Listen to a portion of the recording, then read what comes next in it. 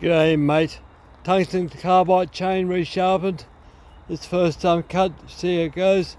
And I'll put a video on how I actually sharpened it after the end of this video. Now I'm just cutting some towel wood. I'm finishing off these bits here, but I'll cut this one here in half because that's dry stuff. It's not super seasoned, but it's pretty hard stuff. Find something a bit dry after this, but I'll do that and that part over there. Just basically clean up the yard. Now I've warmed the saw up, so I'll find somewhere to sit this. So I didn't bring a big what do you call it, tripod today, my small one. Where can I put this? Here we go, guys, let's get set up. Bit of behind the scenes, had to put two of these on top of each other. They're heavy. You Australian guys know that. Tellwood's good stuff. Wayans don't really like it. Barnacles don't really like it. It just doesn't rot. It's good stuff. Alright, get the saw going. Have a little bit. Right, yeah.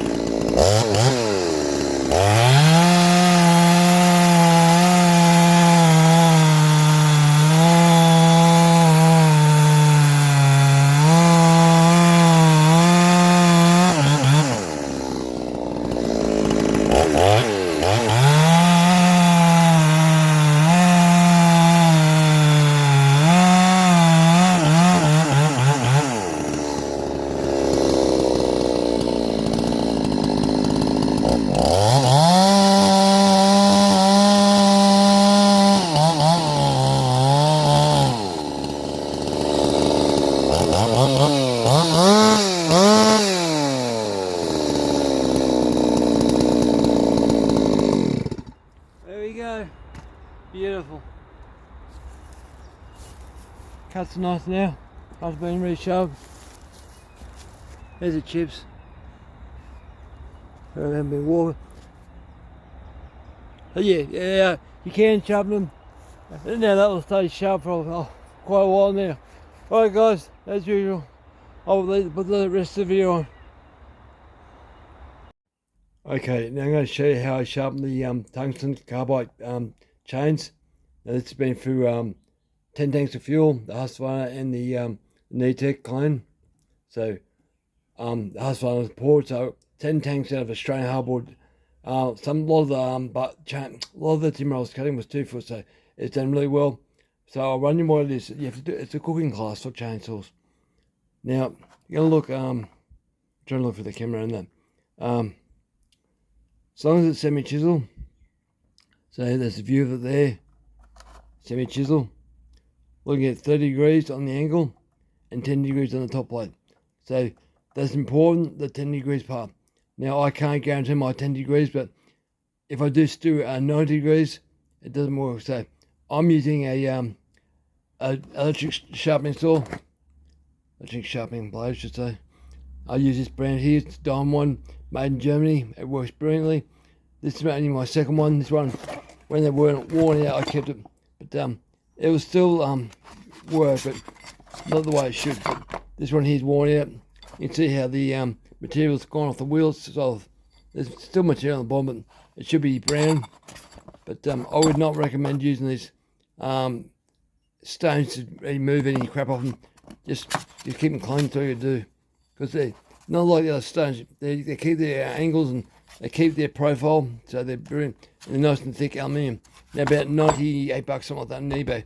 But yeah, that's their brand name. So look up 145mm. You'll find it on eBay pretty easy.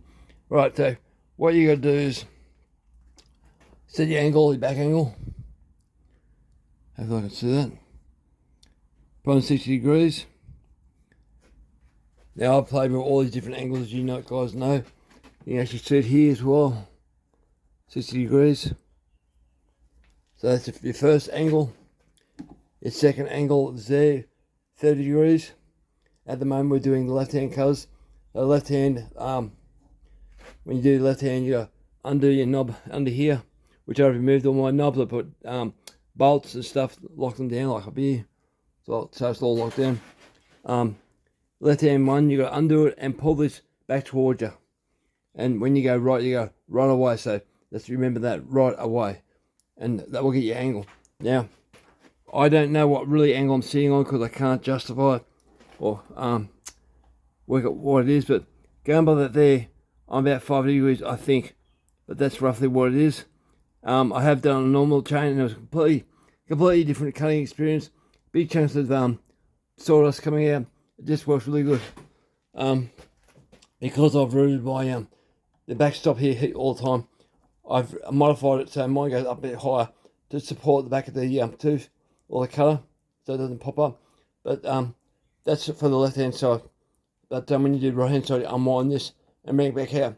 So I'll set you up so you can see what I'm talking about. Because being tungsten, you don't need to take much off it. Anytime you need to take anything off it, it's if you hit a big rock, I suppose, or something like that. Hang on, so I'll set you up. Right, so we set up here.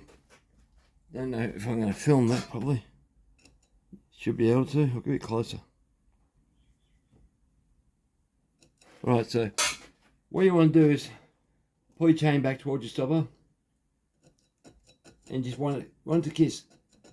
So not much, or I'll lock it up like that. This handle is off a AEG cordless drill handle, so you re-thread the end here. So with the little round knobs that hurt your hand after a while, you get cramps off. Well, I find anyway. So I'll hold that like that, clamp it down, and run it. I might have to go a bit more than that, not much. But that's all you want. You want to kiss the actual tooth. And you see it's grinding the full face of your tooth and the right angle and stuff. So that will set me up. Now I'll start that up. Hopefully I can get this. Now my grinder's been really wide, so I have to use a drill to start. If I do it with a drill before, if it loaded up, it would stop and go back the way. So you don't do this unless you know what you're doing. I have to start this with a drill, otherwise I'll burn the motor out. As such. Now push on your chain like that. Make sure it's in the right spot.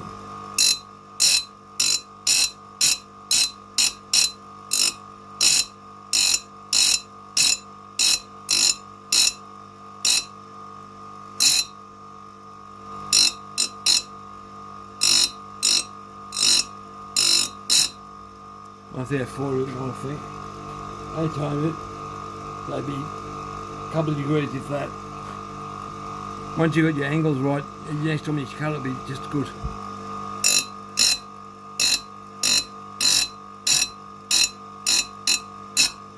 That's it. I'm normally sitting down, normally comfortable, not this angle here. So that's all you need to do. Wait for that to come down. Now that is super sharp now. So yeah, it's sharp. Cut myself, I'm not careful. Now, that's the blade normally. See all the diamonds and stuff? That's what it's meant to look like. This one's done, probably a few dozen chains, but when I was first mucking around trying to work out how to make things cut and that. Because I've seen other ones of these that don't have this top plate adjustment, so I never worried about the top plate. And I've been looking around and carrying on and trying to find information. I watched the Oregon video where the people who have Oregon cutting electric saws like this, he talks about right away and where it goes, but I never worried about it because I don't like this setup, because you undo that bolt, you gotta turn your angle the way you want it, get your top plate angle, get where that wants. It's a pain in the butt. I'm gonna buy another one of these machines, set one up to what it is now, left-hand cutter, and set another machine beside right-hand cutter, same angles. So if I'm just doing semi-chisel, I know I'm doing. Now, that's semi-chisel. So if we go to full chisel, back to the cookbook, full chisel, instead of 30 degrees, they say 25 degrees. Now this is and 10 degrees top plate. Now this is for longer, but I do know other chains have the same similar idea, but some chains don't. So this is something you have to find out if you can. What the manufacturer says. What the manufacturer says, but that roughly it's a rule of thumb. I've always done 30 or 35 degrees on a full chisel, but full chisel on this is 25 degrees, which I haven't tested yet. So I'm curious to see how that goes.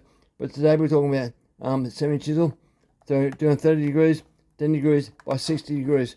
If you want to, you can't really hand file these. You can do it if you've got a electric Dremel type. It's spins with a diamond cutter. My mate's done that. Wasn't too impressed with that, but I just thought I'll do a video on this and show you how to do it. So I'll now set the other side up so you can see how it goes. Hang on. Okay, what I should point out while you're doing this, all it's here is chrome filings from chains and stuff. This stuff here is incredibly hardy stuff. That's why I use it for the cutters, because it lasts a long time.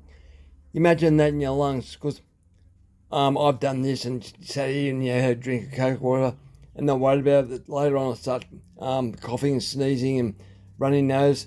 So don't do what I do, because I've gone away from this for a while, trying to give myself a break. Get a dust mask, so it'll collect the dust in the mask, not your lungs.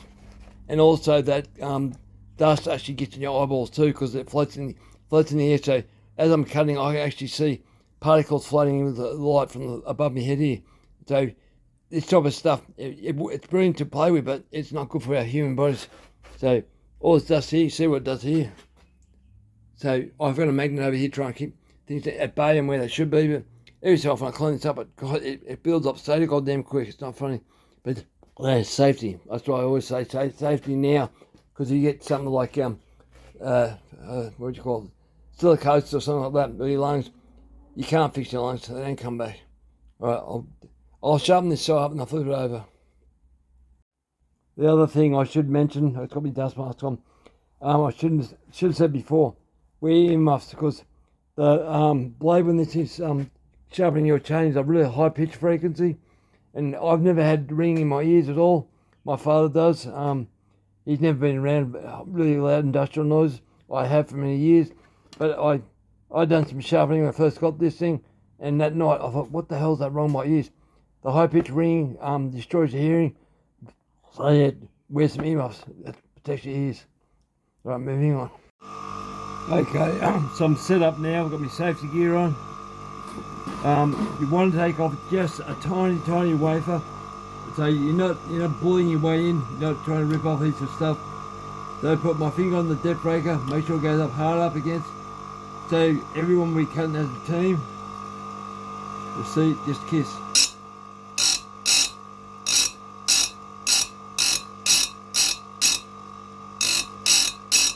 Next time you cut, it'll be the same angle, so you'll follow your own profile.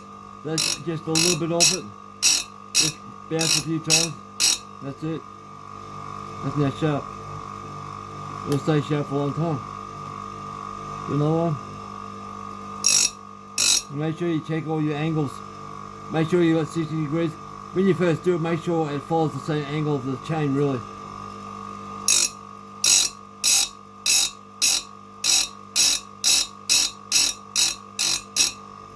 So that's the left hand side. So I'll finish that off and I'll do the right hand side. I'll show you how to set that up. Okay, now I'm going to set up the right hand side cutter. We've just done all the left. Now mine had not plastic knobs, and I was never impressed and never were tight. It wasn't a positive feedback thing, so you can't go too hard because these are die cast aluminium. Sorry guys, let me dust mask on. So probably about 1 full turn. Get your top plate, spin around to 30 degrees, semi chisel. Now I must also say, it depends what part of the wood you're in. Depends if you're cutting hardwood, softwood. Australian wood's a lot different. It hasn't got much resin like sap. Pine's full of resin, so you got to sharpen things to suit yourself. I'm not really not cleaning the chain that much. If you want to, you clean diesel or Kero, leave it overnight. But we don't. That's our chain that goes into really dry, dusty crap. So that's a waste of time for me. Now I'm on 30 degrees on this right hand one. Now I want to go like push the bottom part right away. Might do it a bit more. This is a hard part. Trying at 30 degrees. Hold everything still. That's why I want to get 2 of these things. Once they're set up. Now I don't think I'm at full 10 degrees, but at least 5 degrees I'd say. But the markings aren't very good.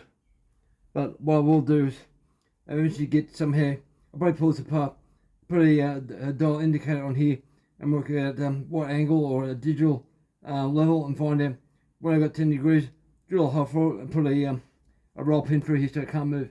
And that way I know what I've got. Now I've got the angles all right, so 30 degrees, check that. My degrees are starting to wear off, so that's from mucking around with this thing fast. Now, this part here, because of where the wheel comes through here, it bites the back plate, the stop plate. So I wind it back out and just thread here as far as I can without losing it. It doesn't hit the blade because it's steel too and you wear out the blade even quicker. Wind that right out. Roughly there. It's spring loaded here so it gets out of the road of the blade.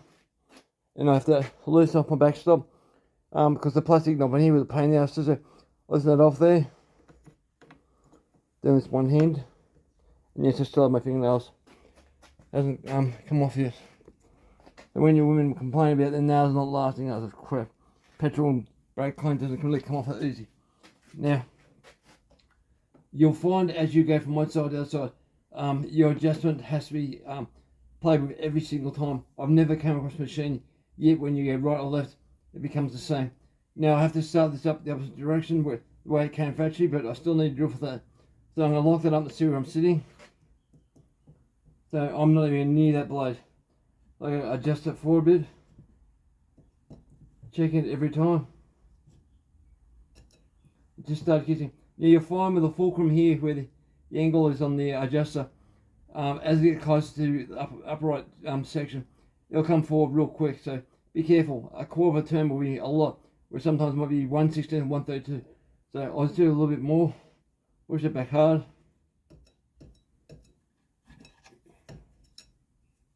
A little bit more.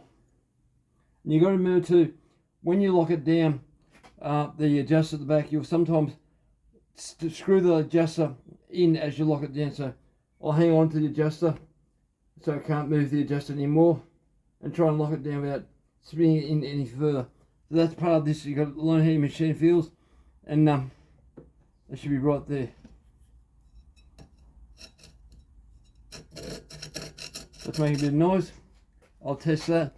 Make sure I'm getting a full coverage on the blade when I grind it. And I'll put my safety gear back on there. I went to throw this job out years ago. So I cut the power cord off it and ended up using it for this stuff. Because the electric battery powered drill doesn't spin fast enough. These come in 2 circuits, there's a starter circuit and a final circuit. So I've removed this starter circuit, my brother-in-law did, and before I have to do what I'm doing. So push the dead breaker in against the stopper. Yeah, so I need to go for the forward. I'll loosen off the back stop.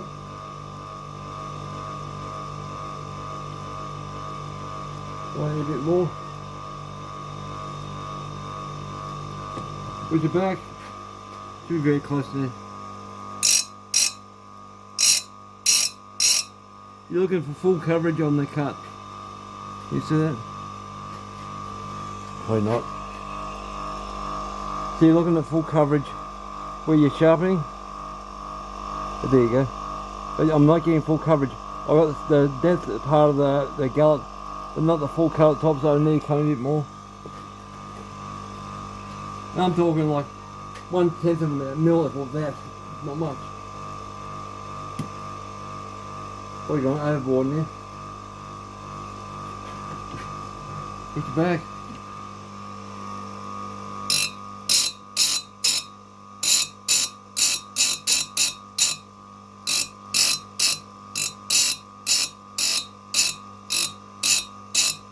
So that's going up and down. I'm slightly pushing back, not much. And that's all you gotta do.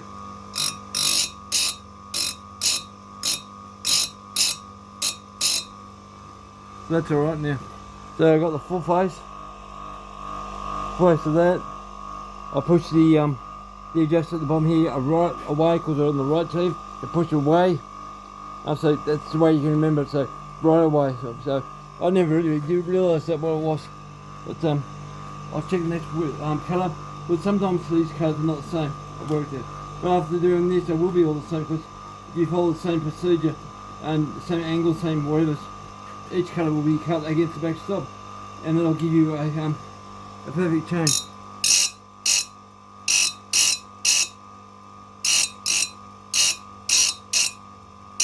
Now I'm going to adjust it back in a bit more. No, I'm not talking much, just talking a little bit.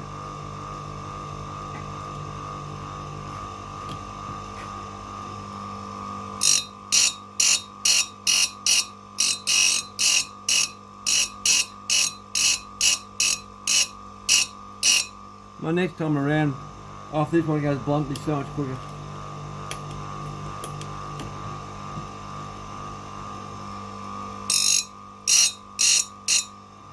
You want to try not to get the chain rock up like that. That's why I got this extra long hand, but you can't go too tight, you'll break things. Gently feed it in.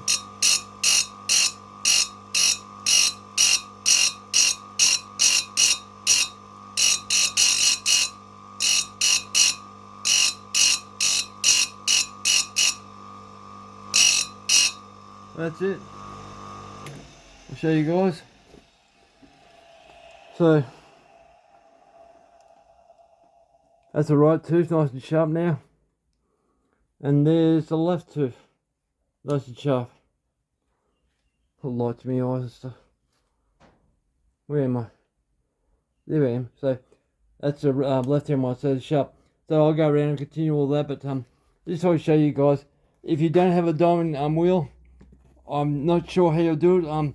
My mate used a rotating one. He was never impressed, and he might have been not using the right recipe for his chain, but he doesn't know what the brand name of the chain was. But I'm using Longer. Now, Longer has supported my channel, but I'm not getting paid for this, guys. It's just, he wanted me to know how I felt about it, how it worked, and he's got questions himself. How is it to sharpen? He said he's been told easy to sharpen, but I thought I'd just show you guys.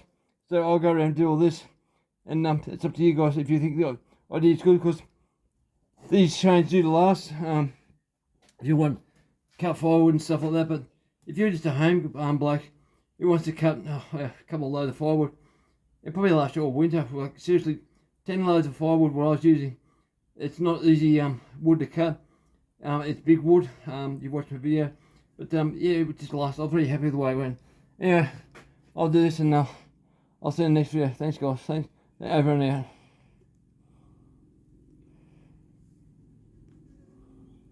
Come on, camera. Oh, this is going to be a nightmare to edit this film. So I've got the right hand sharpened, left hand sharpened. I'm using a diamond wheel, which is important for tungsten. You need that. You just can't do tungsten, as far as I know, with one of these pink wheels. The reason being, the they generate way too much heat, and those fall apart. They're not tough enough. You need diamonds to sharpen up tungsten successfully. And I didn't like these because if you're using this on normal chains, they run hot. You got your angle right. Once your angle's right, you got it just they're a pain in the butt. You keep the profile right on the end of them and stuff. But yeah, diamond wheel is the way to go. They do normal chains too easily. It just stays the right shape. They don't get hot. You'll feel a little bit of warmth in the tooth, not much after each one, but they're not hot. You don't get discoloration or nothing like that. All right, over and out.